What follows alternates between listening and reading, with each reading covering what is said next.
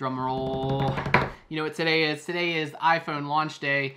And if you watch my pre-order video, you know that I ordered an iPhone and I had some troubles. It took a while. It took 40 minutes for me to get, even though I was there at 8 a.m. It took me quite a while to get an iPhone ordered through all that hard work, and for all those of you that sat through that with me, I appreciate it.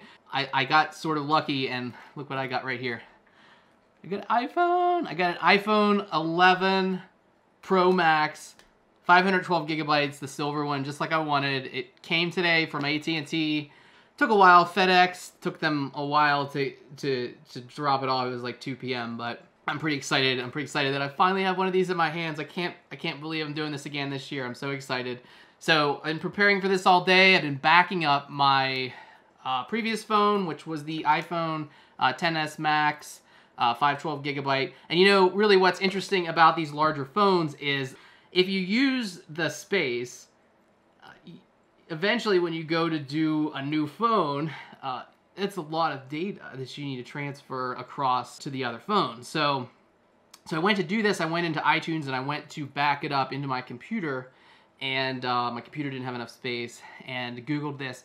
I had to create a symbolic link to an external drive, and I actually got it backed up. It took a while. It took like, I had like 250 plus gigabytes, which was interesting because I guess I could have got away with the 256, but last year I had 90 gigs. This year I had 256 gigs. So I'm definitely taking advantage of that extra space, and it just takes a long time. So for this video, we're not going to be restoring my phone or anything. We're just going to set this up as a new iPhone and play around with it. But before we get to unboxing this, I wanted to just talk to you about the reasoning behind why I got this phone. You know, I was on the fence a little bit about whether or not to get a new iPhone this year. These are expensive devices. We do this thing in our family. It's like where my wife gets my phone, and then that phone goes to my dad and my mom and so on. The main reason that I am upgrading this year was just one reason, and it's because of the cameras. As you may or may not know, Apple has added an ultra wide angle camera to the mix of these 3 cameras on the Pro model of the iPhone 11. Basically what this means is you get a much wider field of view.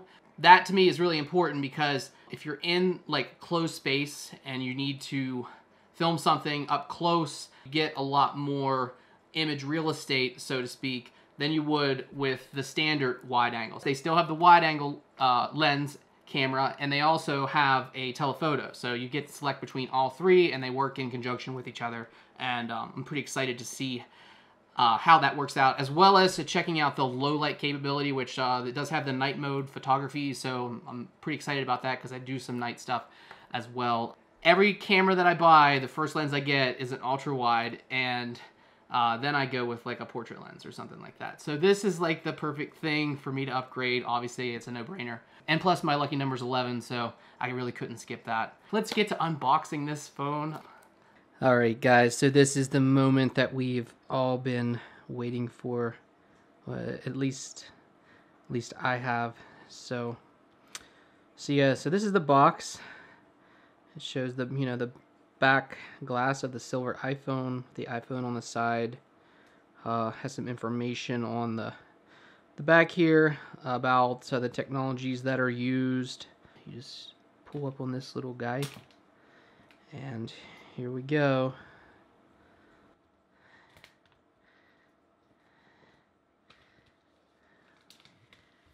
The cellophane. Wow. So, see, it's an iPhone box, you know. So it's just, you know, the normal texture. A little bit of, you can feel the little bumps here. Looks like you get a little bit of a dent in this on its journey to me. But here we go.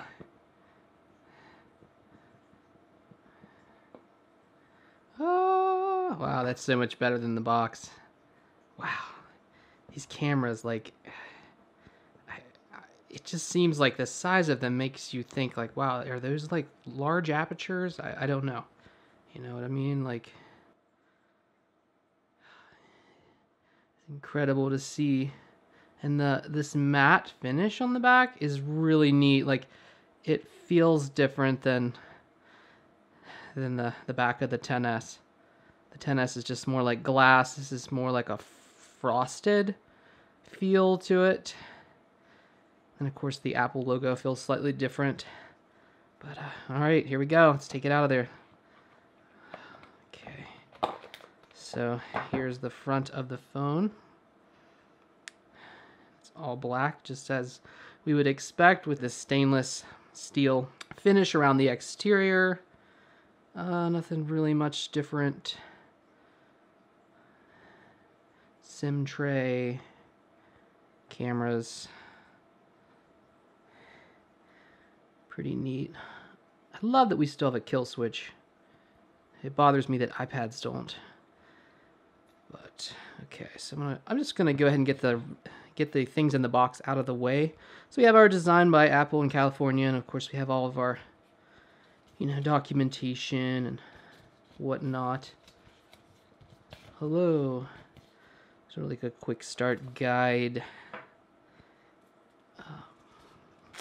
Does come with this SIM eject tool, just like the XS. So that's kind of nice. I'm not sure if I'm going to have to reverse the SIMs in my wife's phone and mine. Her phone's the one that's eligible for renewal. Thanks, Jen. Just some legal stuff here. And some Apple stickers. Then, of course, you have your AirPods with the lightning connectors, as you might expect with an iPhone. So this is this thing that they've, I'm sure you probably already know, but they did differently this year. They added a quick charger, and it has a USB-C connector. So it's still lightning on the iPhone, but this end is USB-C, which is nice because I already had one of these cables, but it makes it nice because now you can, you know, USB-C is becoming more common. If you want to use something like this RAV Power to charge it with a USB port, you can. So it would be really nice. I'm hoping next year that we get USB-C on both ends of this. That would be wonderful because, well, it just would solve so many things for me with the number of adapters that I have to carry around. But yeah, I think this is a standard 1 meter or 3 foot cable, and of course the quick charging USB charging brick. So pretty cool. Probably going to charge this thing wirelessly. But okay, so let's get to the phone. Here we go. Brand new iPhone. Wow, it's just incredible. My hands are a little bit warm. So let's turn it on. Wow, there we go. Hello. All right, so this is our normal thing. Swipe up. Gonna select English. United States is usually clear at the bottom. United States. Quick start. If you have an iPhone or iPod running iOS 11 or later, bring it near to automatically. All right, let's see if this. Ooh.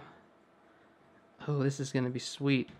All right, so I guess I gotta do like this camera thing here. It's kind of like setting up the Apple Watch.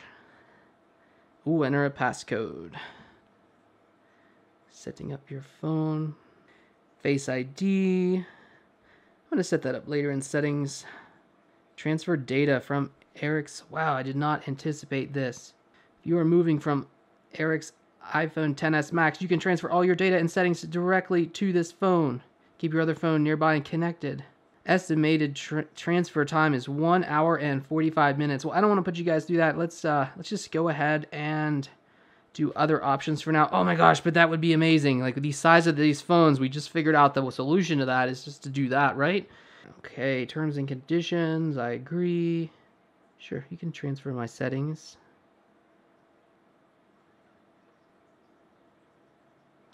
Set Siri up later. I'll share it with developers. So here it's giving us an option about the see things. It can be either standard or zoom. Zoom's a little bit bigger. So I'm going to go with the old standard edition. Standard mode. Alright, swipe up. This is just the training about how to use a phone without a home button. Welcome to iPhone. Sweet. I feel like, wow, this is amazing. It's super bright. Oh my gosh, so cool. Friday, September 20th. Yes, you can use my location. Sweet. Might as well consider hitting that subscribe button, especially if you want to see my journey with this iPhone 11 Pro Max. Let's just get outside, let's play around with these cameras and shoot some video. Let's see what this thing is capable of. It's golden hour, guys. So this is the front facing camera, true depth camera, and the sun's setting behind me. One of the things that I've noticed right off the bat is it actually shows up at the top a red time code that lets you know you're recording. So that's a nice fix, because, like, I don't know, that's one of the most annoying things I think ever, is whenever you're recording and then you realize you're not actually recording and you just totally missed some epic shot. It's awesome to know that you're actually recording. So anyways, let's flip around to these front facing cameras. Wow, so this is the ultra wide. Wow, it's the sun setting. This is really tricky light for the camera to deal with. Let's go with the wide camera. The sun is like blinding. And now with the telephoto. So they for the most part, they look a lot alike, which is good. So one thing I just noticed was that by default, the camera records in HD at 30 frames per second, and there was no option for 24 frames per second in HD. So now I've switched over to 4K, and it does allow me to go at 24 frames per second, which is what I prefer. That's what I always shoot at.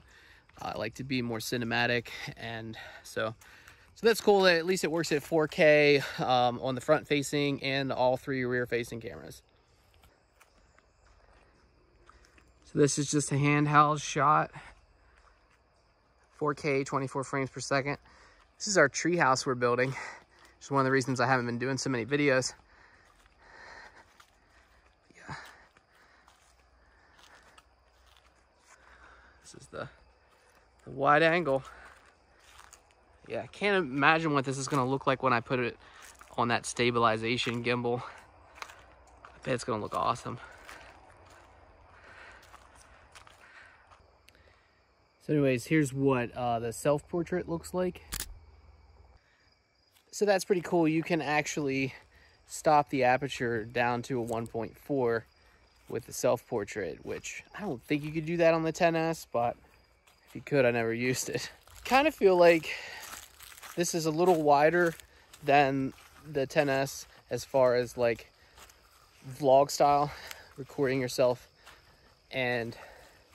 but oddly enough, like when you shoot a photo, it's even wider still. So I don't know. I mean, I think this could probably stand to be just a little bit wider, at least for me. But yeah, it's okay for vlog style. If you have like some type of selfie stick, you could get the camera a little further away from you and get a little bit wider shot.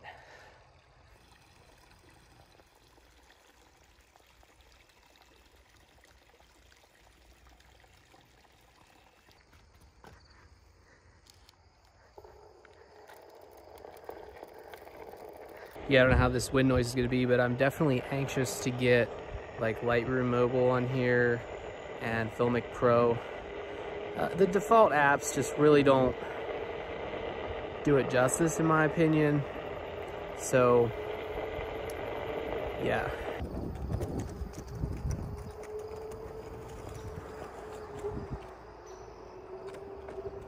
Alright guys, that's going to be it for this one. Don't forget to leave a comment down below. Let me know what you'd like to see in future videos. Give me a thumbs up. Really would appreciate it. Alright, see you in the next one. Peace.